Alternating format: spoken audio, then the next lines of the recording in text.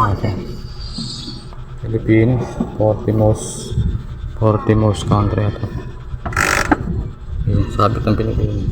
Madaling araw daw Huwebes Santo, nagmamasid ang lalaki niya sa harapan ng saradong vape shop sa Molina Road sa Bacoor, Cavite. Or damage scanners yan. Malware detection, malware yun. Ang damage. Tapos yung kayo titirahan.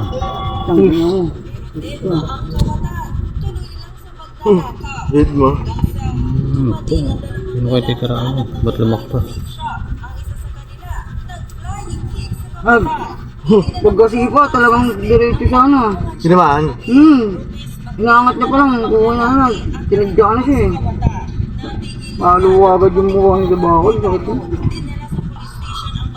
Gulpi ka, kuha niya. Apat ang umatake sa Pilipinas. Wala akong pera, men. Cyber war. Yan yung cyber war.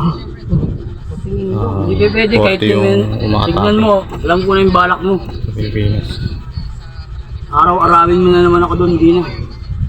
Alaman mo na eh. Sana kayanin ng Pilipinas Anonymous. Upo ba? Philippine Anonymous. Hacker Pilipinas.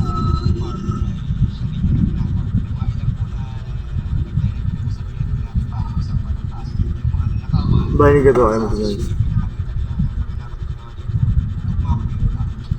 Yan na, bumira na yung Pilipinas. Sa kaso robbery, nagbabalita mula sa frontline, Camille Samonte, News 5. Mga kapatid Sharon Cosimo, huwag magiging at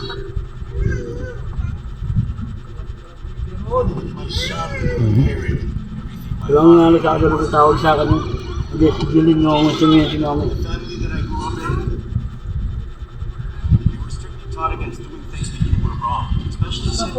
Galing sa Maynila.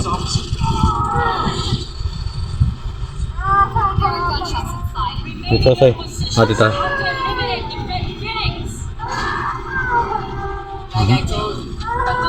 Blood coordinate activity detection. Sige, English is tanggol.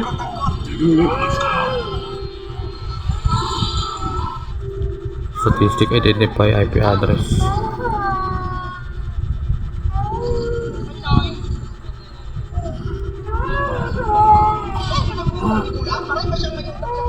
Bago yung hanap ko na yung pay. Hindi tayo palamig.